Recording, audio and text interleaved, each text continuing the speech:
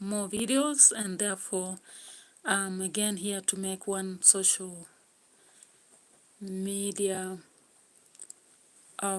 video. Before I proceed, let me just introduce you to a very lively book, The Diastema Code by Kithusi Mulonzia.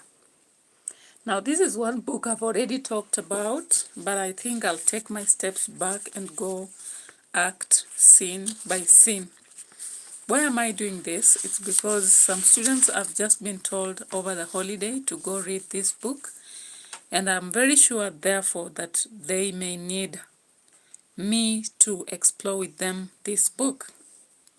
Actually, I read this book long ago because I already knew this is the book. I read in December 2024, and I was waiting and wondering why teachers had not introduced it to students. I even wrote an analysis of this book, and I'm just waiting. Once you order, I'll be making the book available to you. My book has questions, it has some answers, and it has some notes too. Now let's go through Act 1 with you. Act 1 is an act that happens in a hospital ward. We have walls and ceilings of painted pale blue. We have a single bed next to a window, and we have a bedside bulb that is emitting some light strong enough to illuminate the rest of the room. So there's a lady lying on the bed, and of course she's covered in a white sheet to her neck. She's very much asleep, and of course we can see machines next to the table beeping every 5 seconds. The lady is shifting while extending her hand to 4 edge of the bed. Now, why is she doing that? She's trying to feel something, right?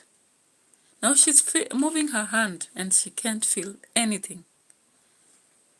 It's sad that she just realizes that there is no baby. Yeah, is this a common aspect that we see every day?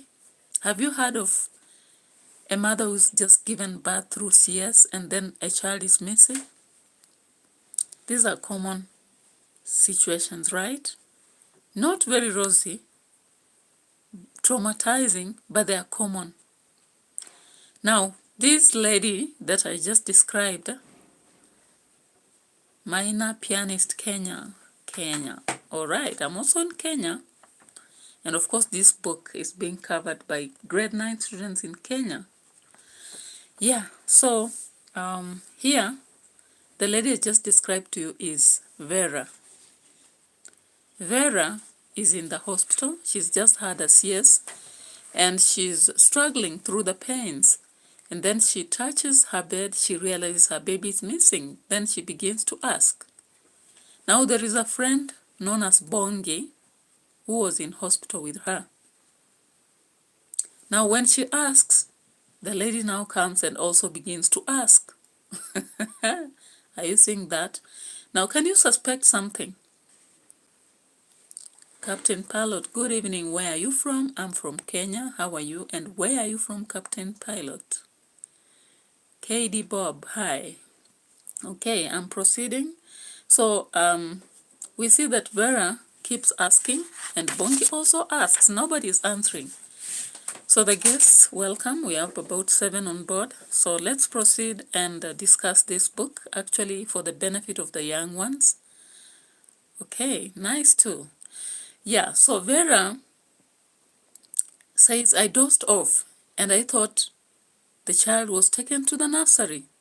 And Bongi is like, okay, he was here when I left the room. Just call. You know, you told me to fetch some coffee. Could the nurse have done it? And Vera says, please go and confirm.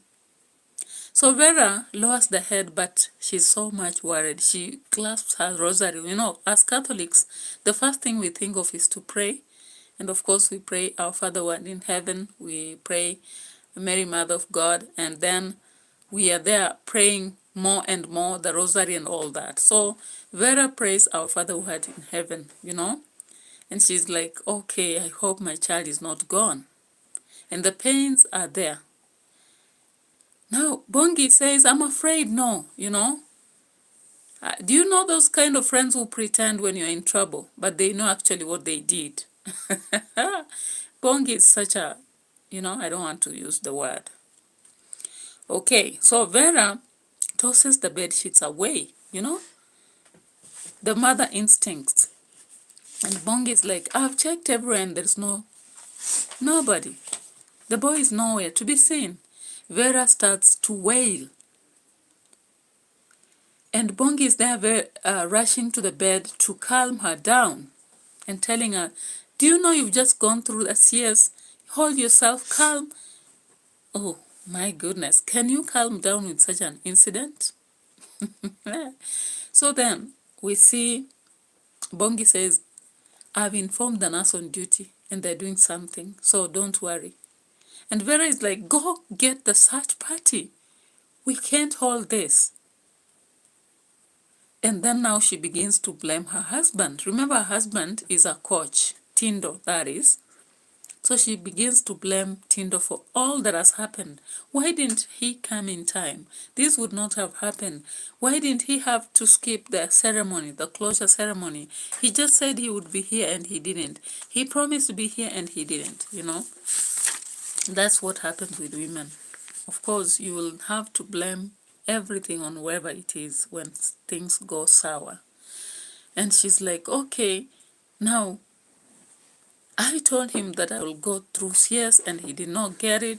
So Tindo immediately arrives and he's like, I'm here now. Talk of coincidence. Now Vera is surprised. Is this you? Where have you been? Our baby is missing. And Tindo is already informed. So it's like, I'm informed and I'm going to join the search party. And let me assure you, our child will be found. And Vera is like, why did you not arrive early? Why this late? And Tindo explains, how it's hard to explain to a sick person and with the trauma and all that has happened.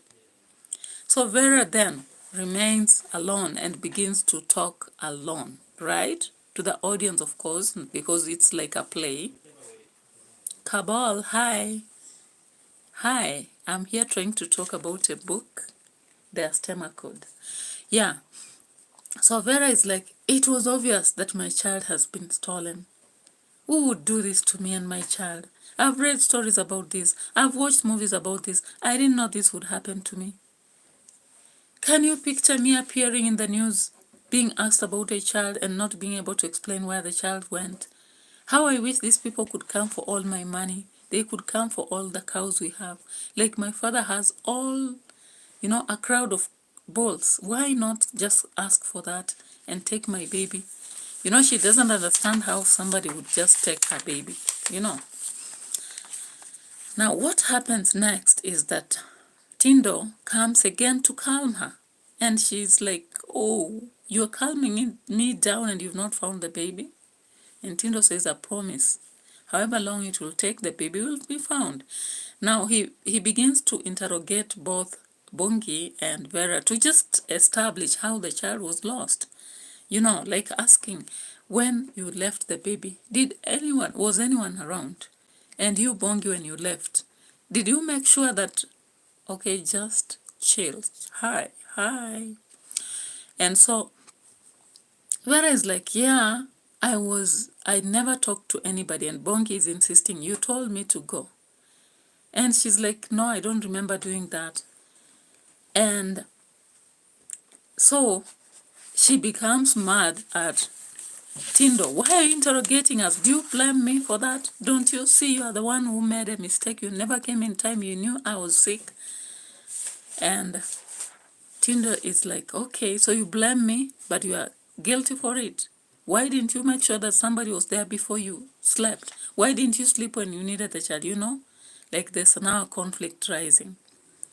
Then at the end of the day, we see now Bongi gets to into a mix, it's like there is some guilt.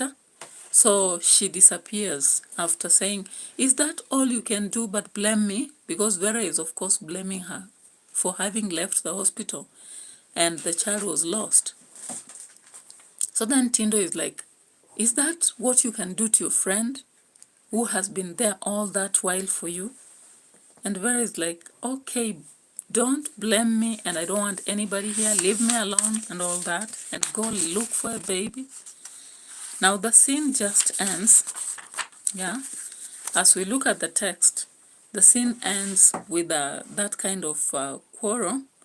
And of course, the nurse comes because now Vera was trying to force herself to wake up and she's training. And of course, Tindo just asks the nurse to help her cool down. And of course, they'll do that through sedation. So they conduct a sedation on her. They inject to her with a medicine that helps her to sleep and calm down.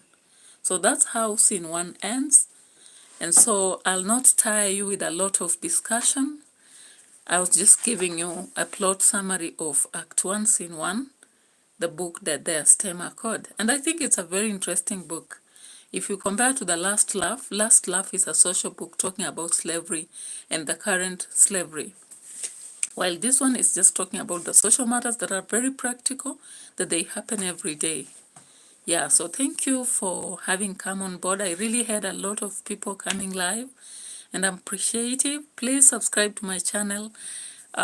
Whenever you come live and you subscribe, I feel so happy and very glad that I'm having more subscribers coming on board.